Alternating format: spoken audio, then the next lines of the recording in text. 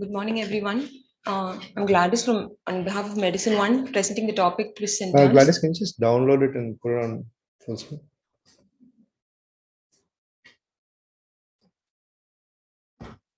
Thank you.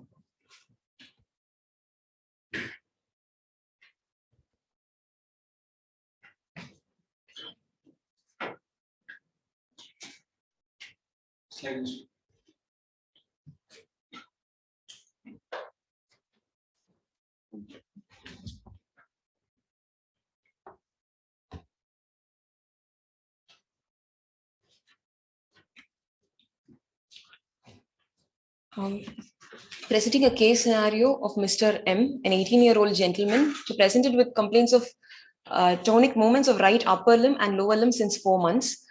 The patient was apparently well 4 months back when he developed tonic movements involving the right upper limb and lower limb with posturing like extension of neck, which lasted for around 2 to 3 minutes with similar episodes, with similar movements around 3 to 4 episodes per day, associated with pain and cry with uprolling of eyes.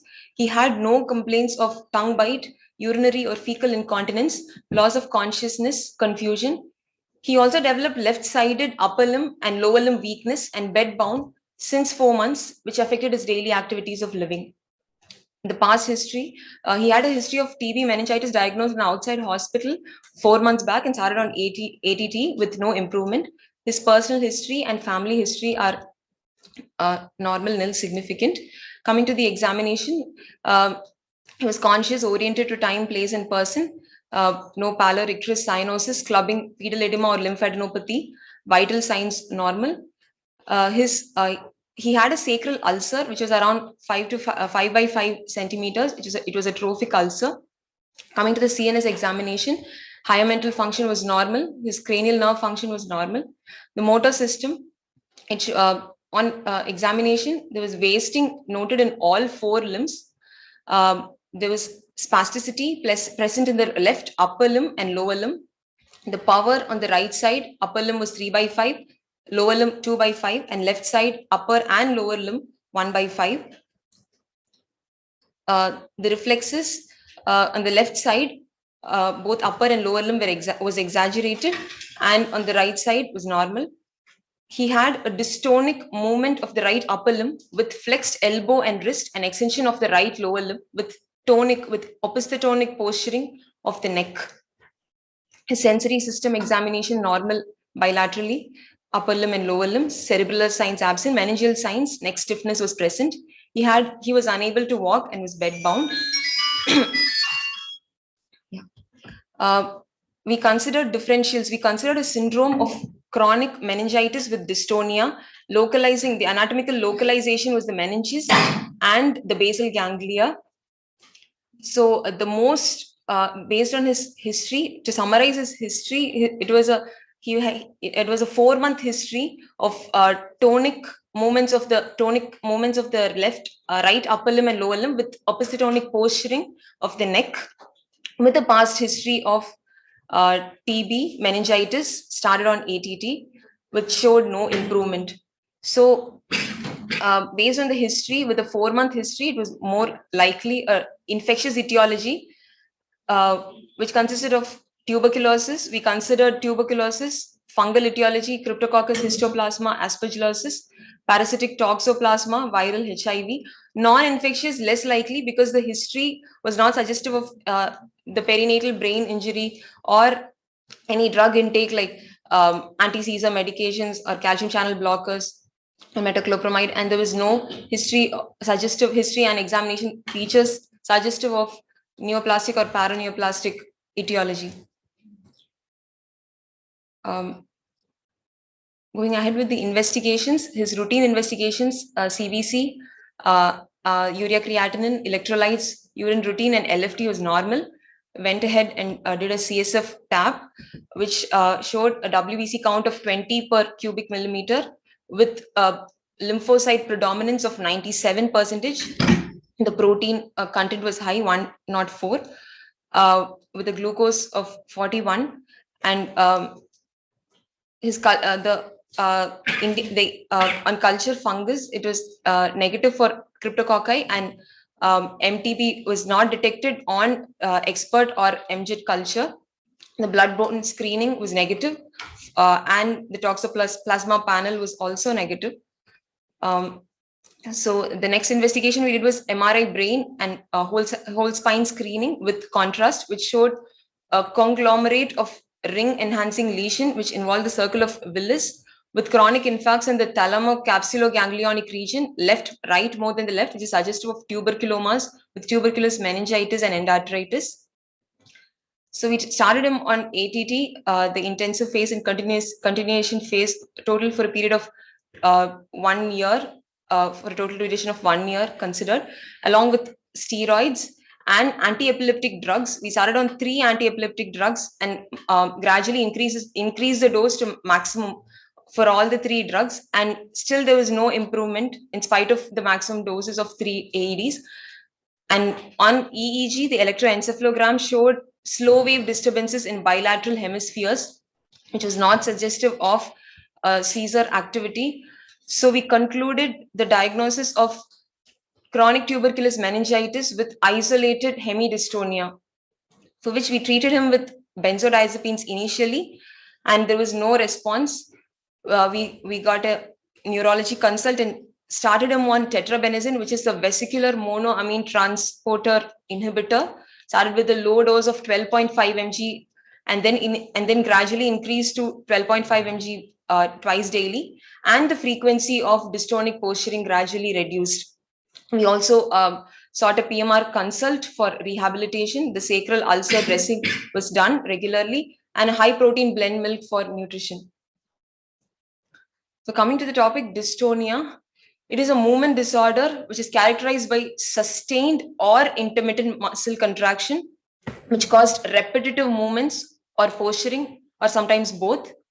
It was patterned, and whenever the person initiated voluntary movements, it aggravated. Classification, it can be classified on 3 different ways, based on whether it's inherited or acquired or idiopathic. Inherited.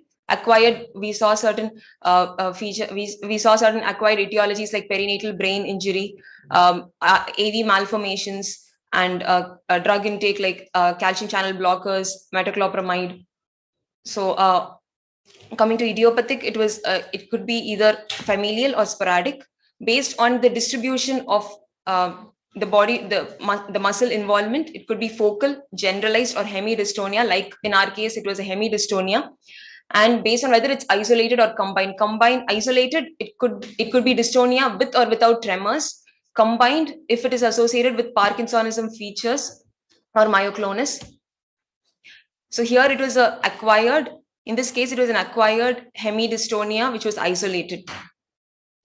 So this is an article from PubMed which showed it was a study done on 180 TB meningitis patients, in which 30 of them developed movement disorders, out of which 3 had dystonia with tremors, and the disease was severe. The course of the disease was severe, and when compared to the other movement disorders like chorea or chorea, it was the age of presentation was a little higher. So the approach to dystonic, to movement disorders, especially dystonia, the first question to ask is whether the patient really has dystonia. We have to exclude whether it's pseudo dystonia, wherein it's a rapid onset and it's a variable posturing. It is inconsistent. The posturing is variable. And the second we need to rule out is psychogenic dystonia. The second question to ask is whether there is any specific etiology which can be treated, considering under 3 headings: neurometabolic disorders. One to consider is levodopa responsive dystonia, in which is generally a case with which is a trial. Which levodopa trial is given to a childhood onset of dystonia generally, or if the family history of dystonia which was treatable with dopamine, or family history of Parkinsonism which was treatable with dopamine. If the history is suggestive of that, then we can go ahead with the dopamine trial. And the second The second subheading to consider was heavy metal related disorders, Wilson's disease, that can be treated, the etiology can be treated, or acquired disorders, which we saw can be treated. The third question to ask, if there is any coexisting phenomenon like a Parkinsonism, Parkinson disease or myoclonus, which can be, which is coexisting with the dystonia. The fourth question the fourth point to consider is what is the treatment modality that should be initiated. So we have it's broadly medical management, botulinum toxins, or surgery, or a combination of all. So considering this is a schematic representation of the approach, the symptomatic treatment of dystonia in adults.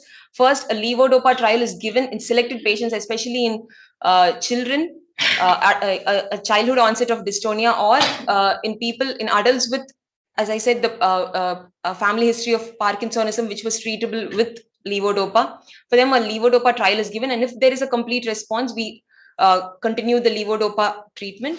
If there is no or partial response, then we look for the body distribution, whether it was focal or generalized. If it was focal, we go ahead with a botulinum toxin injection. If it was a generalized or hemidystonic distribution, then we consider the first line pharmacotherapy as clonazepam, benzodiazepine. And if there is, and also if there was no response to focal dystonia in spite of botulinum toxins, also we go ahead with clonazepam.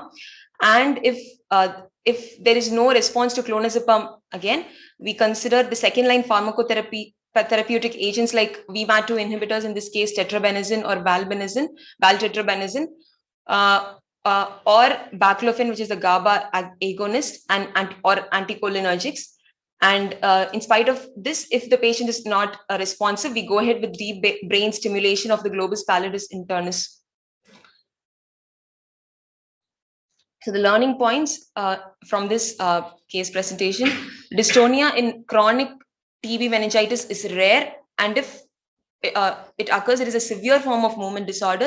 We saw the various etiologies of dystonia and the principles of treatment of dystonia. Thank you, Gladiss. So I just have a question. So, as in your topic is twists and turns. So, Yeah, because we initially what we thought was it was a focal seizure, and we started treating him with AEDs. We increased to the maximal dose, but in spite of that, he wasn't improving. the patient was awake